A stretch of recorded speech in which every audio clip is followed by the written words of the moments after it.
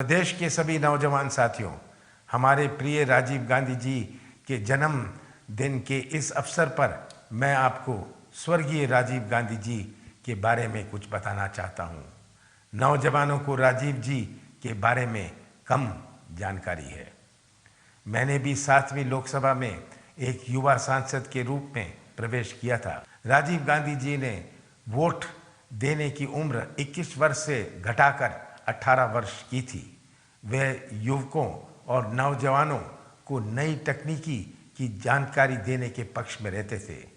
जब राजीव जी ने देश में कंप्यूटर क्रांति की शुरुआत की, तब इसका ज्ञान बहुत कम लोगों के पास था। जब वे कंप्यूटर आईटी क्षेत्र तैयार करने की बात करते थे, तब विरोधी और दूसरे दल के लोग इस बात का मजाक उड़ाते थे। देश में कंप्यूटर को लेके विरोध और आंदोलन भी हुए हैं। आज के नौजवान और पहले के नौजवानों में अंतर है। आज के युवकों की सोच और उनके ज्ञान में भी अंतर आया है। पहले कंप्यूटर और आईटी की शिक्षा का ज्ञान बहुत कम सीमित लोगों तक था। राजीव जी ने देश को एक नई दिशा दी। उन्होंने 21वीं सदी की नए भारत की नींव रखी थी। राजीव जी कहते थे कि युवा देश का भविष्य है, उसकी भागीदारी है, देश के निर्माण का भविष्य तय करेगी। मुझे ये कहते हुए अफसोस है कि जो युवा 5-10 वर्ष पहले कॉलेज की पढ़ाई करके निकले हैं, वे अच्छे भविष्य का इंतजार करते करते आज ओवर एज हो गए हैं। ऐसे युवाओं जो पढ़े लिखे हैं और जिन्होंने उच्च शिक्षा प्राप्त की है, वह ना तो गांव के रहे और ना ही शहर के रहे।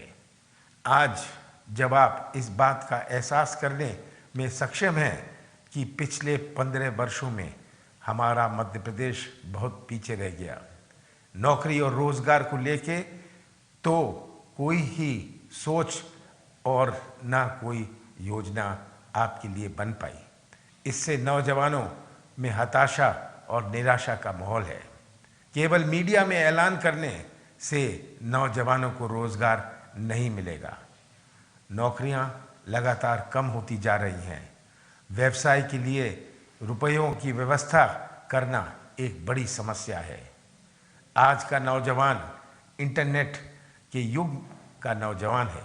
आज के नौजवानों में एक तड़फ है जो आगे बढ़ना चाहते हैं, जो ठेका या कमीशन नहीं चाहते हैं, वह तो अपना भविष्य बनाना चाहते हैं। उसे व्यवसाय और रोजगार की तलाश है। प्रदेश की तस्वीर आपके सामने है। 15 सालों में भाजपा सरकार ने जितनी घोषणाएं, आश्वासन और विज्ञापन दिए, उसमें से कुछ पर भी अमल होता तो आज हमारा प्रदेश आगे बढ़ जाता। इन 15 वर्षों में प्रदेश के किसान और नौजवान सबसे ज़्यादा निराश हुए। भाजपा की राजनीति ध्यान मोड़ने पर ज़्यादा रही। जन आदेश के बाद कांग्रेस की सरकार बनी, तब कांग्रेस को एक ऐसा मध्य प्रदेश सौंपा गया जो किसानों की आत्महत्या में नंबर 1, बेरोजगारी में नंबर 1, महिलाओं पर अत्याचार में नंबर 1, भ्रष्टाचार में नंबर 1, बिगड़ती कानून व्यवस्था और तिजोरी खाली थी। इन परिस्थितियों में मैंने सरकार संभाली और नई शुरुआत की।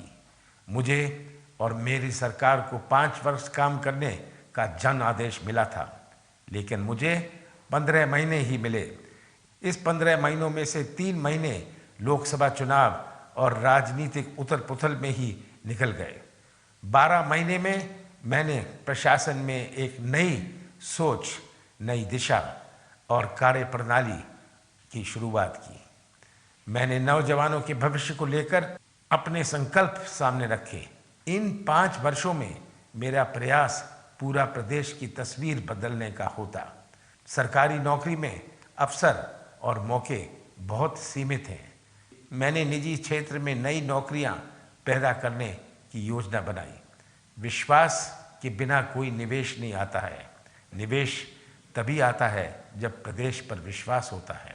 मैंने विश्वास बढ़ाया और मध्य प्रदेश की एक नई पहचान बनाने की शुरुआत की। मैंने प्रदेश में उद्योग लाने के नियम बिल्कुल आसान किए और एक शर्त रखी कि मध्य प्रदेश में जो भी उद्योग लगेंगे उसमें 70% नौकरी मेरे प्रदेश के नौजवानों को देनी होगी। मध्य प्रदेश में हॉर्टिकल्चर के क्षेत्र में बहुत संभावना है। मैं अपने प्रदेश को देश की हॉर्टिकल्चर राजधानी बनाना चाहता हूँ। मैंने युवाओं को हॉर्टिकल्चर से जोड़ने की योजना बनाई। अपने प्रदेश के फल सब्जी का वितरण पूरे देश में हो और इसका निर्यात विदेश में भी हो, ये मेरी योजना थी। हमारे मध्य प्रदेश की सीमा 5 राज्यों से जुड़ी हुई है। हमने प्रदेश को एक बड़ा लॉजिस्टिक हब बनाने की शुरुआत की। विभिन्न फूड पार्क की स्थापना के प्रयास किए, जिसके कारण फूड प्रोसेसिंग के क्षेत्र में निवेश आना शुरू हुआ। इससे प्रदेश में आर्थिक गतिविधि बढ़ती और प्रदेश के नौजवानों को रोजगार मिलता। आज के युग में कौशल विकास का बहुत महत्व है। छिंदवाड़ा में सालों पहले मैंने इसकी शुरुआत की थी। कौशल विकास प्रशिक्षण से कुशल कारीगरों का निर्माण होता है। मैंने भोपाल में ग्लोबल स्किल सेंटर बनाने का काम शुरू किया। मैंने प्रदेश में टेक्सटाइल पार्क की स्थापना की, इंडस्ट्रियल कॉरिडोर बनवाया। मैं चाहता हूं कि खेती किसानी वाले परिवार के युवा अच्छी और प्रगतिशील खेती करें। ऐसे नौजवान खेती में सूचना संचार माध्यम का फायदा लें। मध्य प्रदेश की पहचान मिलावटखोरों और माफिया से थी। मैंने मिलावट को समाप्त करने के लिए शुद्ध के लिए युद्ध अभियान शुरू किया। मैंने माफियाओं के खिलाफ सख्त कार्रवाई शुरू की। इन 15 साल भाजपा सरकार का संरक्षण इन्हें मिलता रहा। कैसे मेरी सरकार को गिराया गया, इसके बारे में आप सभी परिचित हैं। सौदेबाजी और बोली बोलकर मेरी सरकार को गिराया गया। भाजपा ने मध्य प्रदेश की पहचान बिकाऊ राजनीति करने वाले राज्य के रूप में कोरोना महामारी से निपटने की खराब प्रबंधन ने एक आर्थिक संकट खड़ा कर दिया। भाजपा सरकार की नाकामी का दौर जारी है। बेरोजगारी बढ़ रही है। केंद्र की बीजेपी सरकार ने 20 लाख करोड़ रुपए की राहत पैकेज की घोषणा की थी। मैं पूछना चाहता हूं कि क्या प्रदेश के किसी युवा को कोई राशि मिली? इस बात को हमारे प्रदेश के नौजवान बेहतर समझते हैं। प्रदेश की आर्थिक गतिविधि चौपट हो चुकी है। केवल घोषणाओं और मीडिया की राजनीति से ध्यान हटाने का काम चल रहा है। 15 साल की नाकामी से ध्यान हटाने के लिए झूठी घोषणाएं की जा रही हैं। वर्तमान में नौजवान निराश और हताश है। आपको याद होगा बीजेपी सरकार के 15 साल का हिसाब किताब। पिछड़ापन, बेरोजगारी, किसानों की आत्महत्या, बलात्कार की घटनाएं।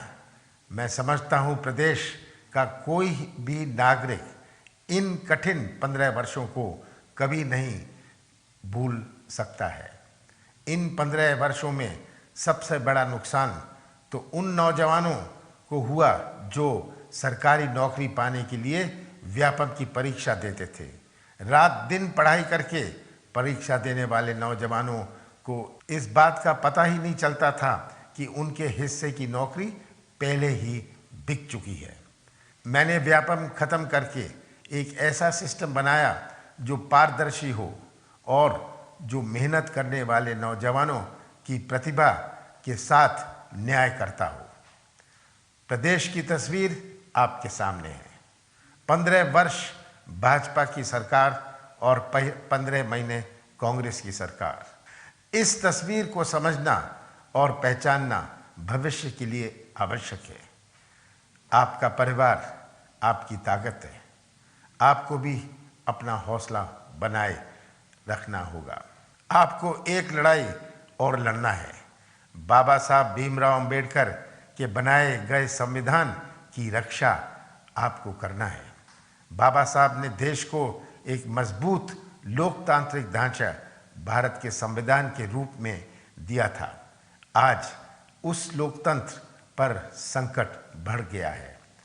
हमारे प्रदेश में जिस तरह की सौदेबाजी की राजनीति हुई है, यदि बाबा साहब भीमराव अंबेडकर को उस जमाने में इस तरह के सौदेबाजी का अंदेशा होता तो वह संविधान में इसका भी प्रावधान रखते। कोरोना महामारी के कारण किए गए लॉकडाउन के दौरान मेरे प्रदेश के बहुत से युवाओं ने जबरदस्त कार्य करके दिखाया है।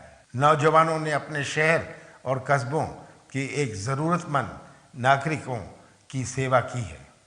साथ ही दूसरों प्रदेश से आना जाना करने वाले नागरिकों, मजदूर भाइयों का दिल भी जीता है। ऐसे सभी नौजवानों का, उनके संगठन को मैं बधाई देता हूँ। हमें अपने देश पर गर्व है। भारत जैसा देश पूरे विश्व में नहीं है। ऐसा कोई देश नहीं है जहाँ इतनी विभिन्नता और इतनी अनेकता हो। हमारे विभिन्न धर्म, जातियाँ, भाषाएं, रस्म और केवल वही नहीं, इतने सारे देवी देवताओं के प्रति हमारी आस्था, यही पूरे विश्व में भारत की पहचान और महानता है। हमारी एकता हमारी संस्कृति का प्रतीक है और यही संस्कृति पूरी दुनिया में भारत की पहचान है। हमें याद रखना है कि हम चाहें जितना भी आधुनिक बन जाएं, लेकिन सदैव अपनी संस्कृति से जुड़े रहें। मेरा निवेदन है कि युवा सच्चाई को जाने, पहचाने और सच्चाई का साथ दें। मेरी शुभकामनाएं हमेशा आप सभी के साथ हैं।